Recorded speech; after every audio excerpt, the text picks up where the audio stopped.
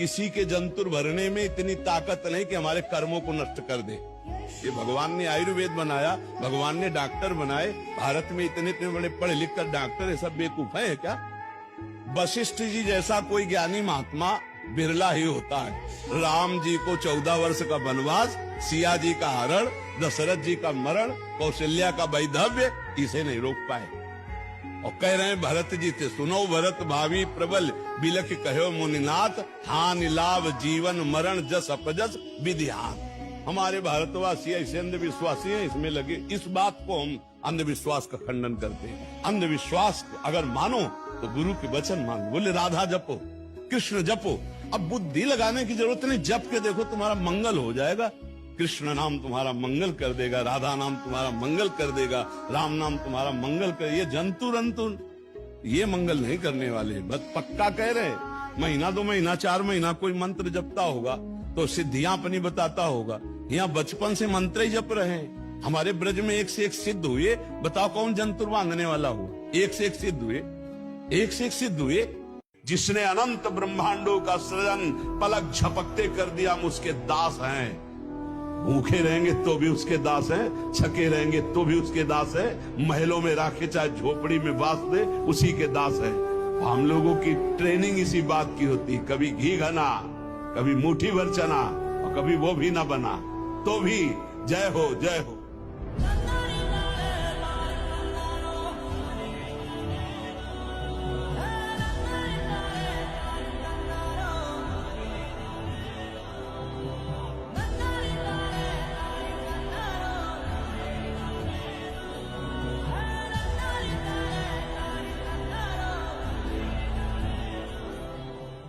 तो ये वाक्य जो मैं बता रहा हूँ ना, ये ध्यान से सुनो, पूरे जीवन में काम आए। तो हुआ यूं कि जब भगवान 5 जगह मांगने आए थे कौरवों से, तो कहा था कि 5 जगह दे दो, पांडव आराम से रहेंगे, तुम आराम से रहना, कोई झगड़ा, कोई विवाद, कोई युद्ध नहीं। तो शकुनी ने दुर्योधन को कहा कि सुयोधन इसे बंदी बना लो, ये उनका फेवर लेके आया। दुर्योधन का नाम सुयोधन था। तो अब जो है दुर्योधन ने ऐलान कर दिया कि बंदी बना लो। अब ठाकुर जी को कौन बंदी बना सकता है? तो पहली बार ठाकुर जी ने अपने जीवन काल में पहली बार वो ऊर्जा दिखाई थी, वो लाइट दिखाई थी कि मैं हूं को। अब उसके बाद कृष्ण वहां से चले कहकर कि अब युद्ध होगा, और धृतराष्ट्र ने राज ज्योतिषी को बुलाया ये जानने के लिए कि क्या होना चाहिए। तो राज ज्योतिषी को बुलाया, राज ज्योतिषी से पूछा कि क्या करना चाहिए बताओ। तो राज ज्योतिषी ने कहा कि महाराज सुयोधन की कुंडली में राजयोग, कोई हरा ही नहीं पाएगा, निश्चित तौर पर राजा बनेंगे, आप युद्ध करो। और सिर्फ इस बात पर युद्ध का ऐलान हुआ और युद्ध शुरू हुआ। जब युद्ध शुरू हुआ तो उसके बाद 3 दिन बीते, कौरव हारने लगे थे। तो राज ज्योतिषी को फिर से बुलाया धृतराष्ट्र ने और कहा कि ये क्या चल रहा है? बोला महाराज मैंने परिणाम की बात की, अभी तो युद्ध शुरू हुआ है, परिणाम जो होगा उसमें सुयोधन राजा बनेगा, सुयोधन विजयी होगा, आप राज तिलक की तैयारी कीजिए। ठीक है। अब धृतराष्ट्र लगातार चिंता में था। 8 दिन बीत गए, आधी सेना निपट गई थी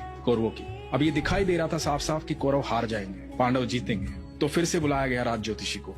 धृतराष्ट्र बैठे हुए हैं, महात्मा विदुर बैठे हुए हैं, और राज ज्योतिषी को पूछा गया कि भाई ये क्या हो रहा है? तो कह रहा था कि सुयोधन राजा बनेंगे। अब तो 8 दिन बीत गए, आधी से ज्यादा सेना निपट चुकी है हमारी। तो पता है राज ज्योतिषी ने क्या कहा था? कि वहां कोई है जिसने नक्षत्रों की दिशाएं बदल डाली, कोई है जो समय और परिधि से परे है। हाँ। कोई है वहां। तो विदुर ने कहा था कृष्ण है वहां। हाँ। तो जिसके साथ कृष्ण होते हैं ना, अनंत ब्रह्मांड के सारे नक्षत्र, सारे ग्रह उनके चरणों में हैं। बिल्कुल।